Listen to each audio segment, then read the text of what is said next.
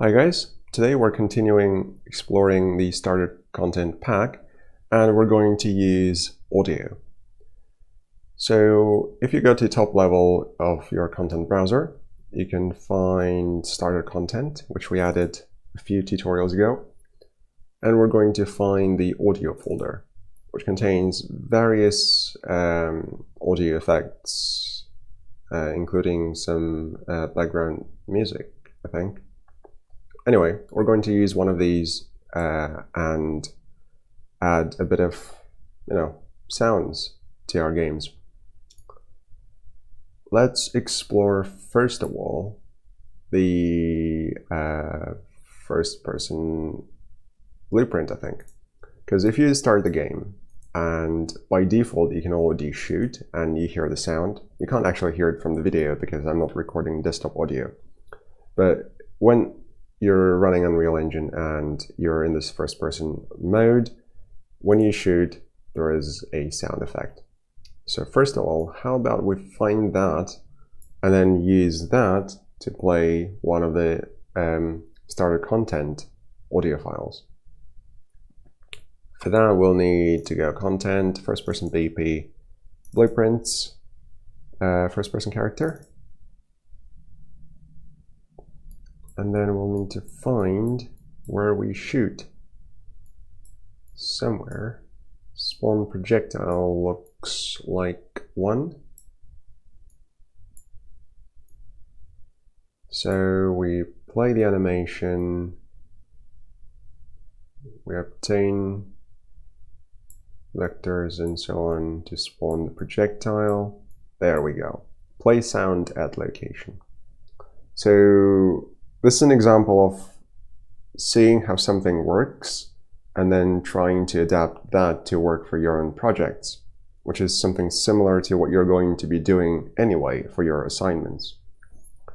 So yeah, if you open one of the templates and then if you see something that you like, just see how it's implemented and then you might be able to adapt it. And this is one of the sort of early stages of learning, just copying at first, then copying and modifying.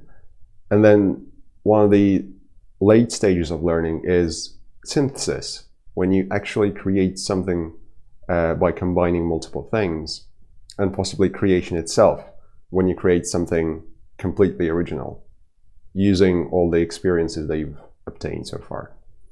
So how about we copy this, play sound at location.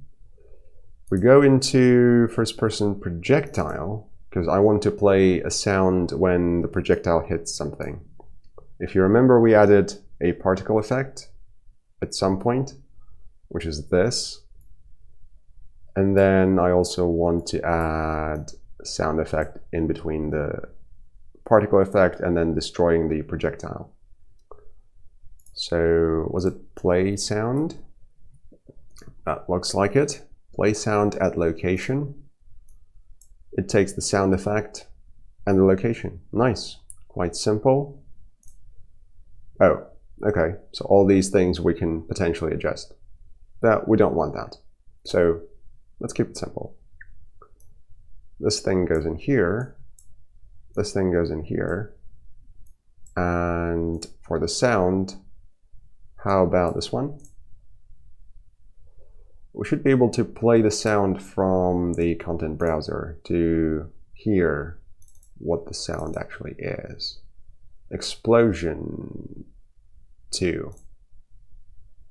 Okay.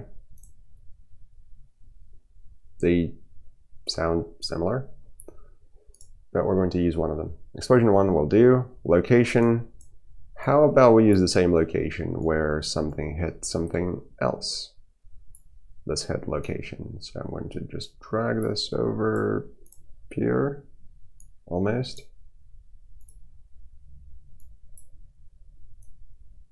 There we go.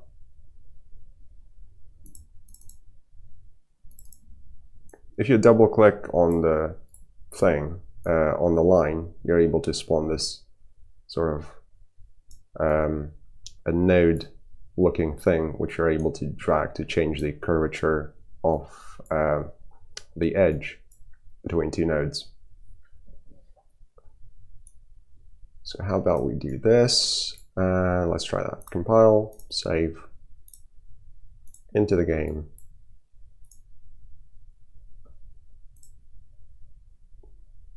The shooting sound is overwhelming, so I'm just going to not do that for a second. Compile, save. I just want to hear the hit sound.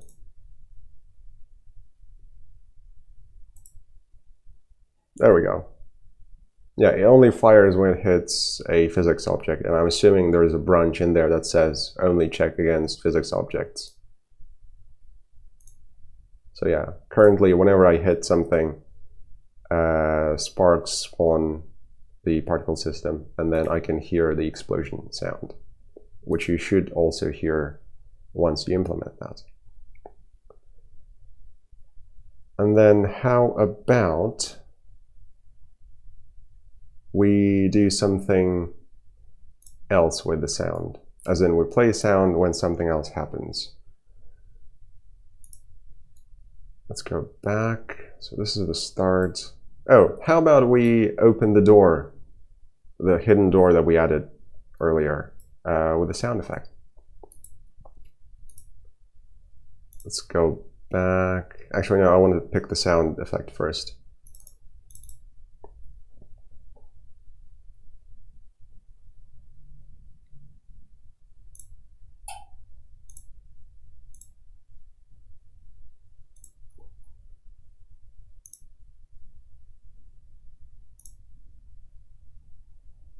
Yeah, we'll use this one. Collapse 01.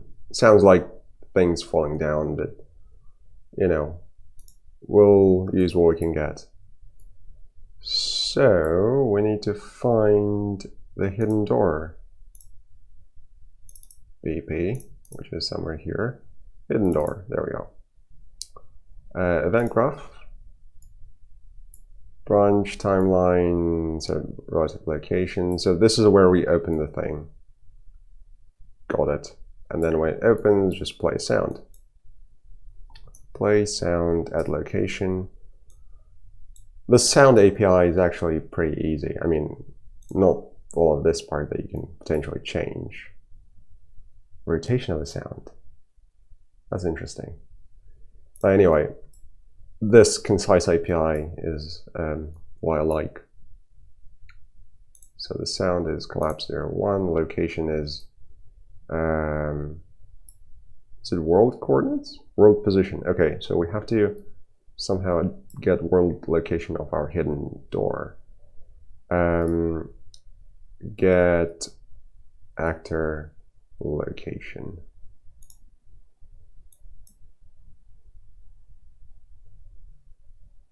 The target is self, and then we can just enter this in here, which will play the sound at the actor's location, which is our hidden door.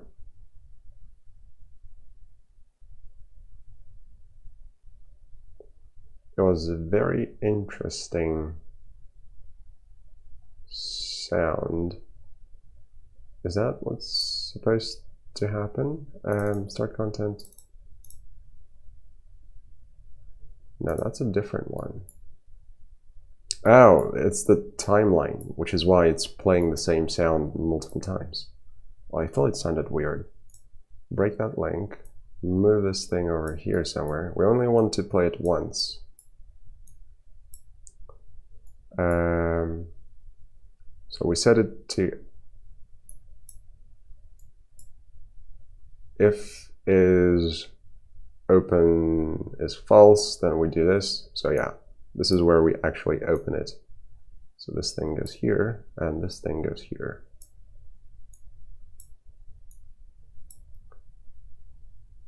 Compile, save, because we don't want to play the sound every time the is open condition is checked.